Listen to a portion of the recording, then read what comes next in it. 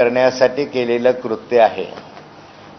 म्हणजे पोलिसांना असे चेहरे दाखवण्याचा अधिकार नाही, महिलांचे तर अजिबातच नाही। परंतु या ठिकाणी महिलांचेही चेहरे दाखवले गेले, पुरुषांचेही चेहरे दाखवले गेले आणि एक त्याच्या माध्यमातून याच्यामधनं कशी बदनामी करता येईल अशा स्वरूपाचं एक सूत्र याच्यामध्ये त्यांनी ठेवलं। खरं म्हणजे या संदर्भामध्ये डॉक्टर प्रांजल खेवलकरांना पहिल्या नंबरचा आरोपी करण्याचं कारण काय? त्यांच्यावर कुठलाही गुन्हा नसताना त्या ठिकाणी त्यांच्यावर गुन्हा आहे असं सांगण्यात आलं पोलीस प्रेसमध्ये की त्यांच्यावर गुन्हा आहे। त्यांच्यावर आजपर्यंत आयुष्यात एकही गुन्हा नाही, ते गुन्हेगार प्रवृत्तीचे नाही, ते एक वैद्यकीय क्षेत्रातलेलं नावाजलेलं नाव आहे। अशा स्वरूपामध्ये खोटं त्या संदर्भामध्ये पोलिसांनी करणं की यांच्यावर गुन्हे दाखल आहे आणि त्यांना पहिल्या क्रमांकावर दाखवणं। वास्तविक ज्या ठिकाणी पोलीस म्हणतात की अंमली साठा सापडला 2.7 काहीतरी ml, तो जो सापडला तो एका मुलीच्या पर्समध्ये सापडला, हे आपल्याला त्यांच्या चित्रीकरणामधून दिसतंय। त्यांनी जे चित्रीकरण दाखवलं मीडियाच्या माध्यमातून त्याच्यामध्ये दिसतं आहे की त्या पर्समध्ये ते सापडलेलं आहे आणि तिलाही माहिती नाही असं ते म्हणते पूर्वी जे काही असेल, पण प्रत्यक्ष ज्याच्याकडे पर्समध्ये सापडलेलं आहे तिला पहिल्या क्रमांकाचा आरोपी करायला पाहिजे होतं।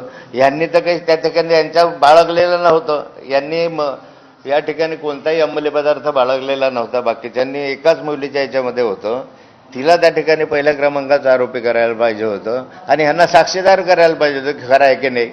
परंतु ह्यांना पहिल्या क्रमांकाचं करणं, वारंवार प्रांजल खेवलकरचं नाव घेणं, एकनाथ खडसे जावयाचं नाव घेणं, म्हणजे हे एकनाथ खडसेंच्या फॅमिलीला बदनाम करण्यासाठी मुद्दाम केलेलं कृत्य आहे। यामध्ये जे काही मिळालेले अंमली पदार्थ आहेत त्याच्यामध्ये पोलीस तुमच्या मीडियाच्या माध्यमातून मला समजलं काल किंवा अल्कोहोल सापडलं, दोघांच्या याच्यामध्ये अल्कोहोल सापडून आलं। हा रिपोर्ट बाहेर कसा कळला? जर पोलिसांनी रिपोर्ट दिला असेल, आपले ह्याने डॉक्टरांनी रिपोर्ट दिला असेल, अहवाल दिला तर पोलिसांकडे येतो, हा मीडियाकडे कसा आला?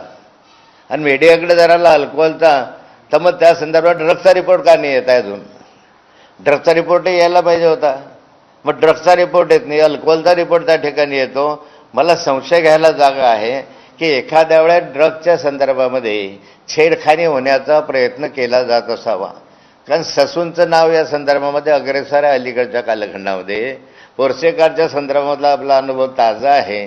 त्या ठिकाणी ब्लडमध्ये सगळं बदलवण्याचा प्रकार घडला। 2 आज अजूनही डॉक्टर्स जेलमध्ये आहे, त्यामुळे पोलीस कदाचित त्याच्यात टेम्पर करण्याचा प्रयत्न करत नाही ना। मग अल्कोहोलचा या संदर्भामध्ये जर अहवाल येतो, हा येत नाही।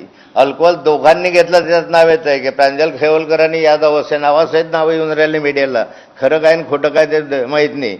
परंतु यामधून जे माझ्या जावयाने मला सांगितलं की मी कधीही आयुष्यात ड्रग घेतलेली नाही, आत्ताही ड्रग घेतलेलं नाही असं त्यांनी म्हणलं। मेडिकल रिपोर्ट येईल त्यावेळेस खरं खोटं समजेल आपल्याला, पण मेडिकल रिपोर्ट आतापर्यंत काय येत नाही, मला संशय घ्यायला त्या ठिकाणी जागा आहे। दुसरं, या ठिकाणी अल्कोहोलचा आपला छाप्यामधील व्हिडिओ मीडियाकडे कसे आले वगैरे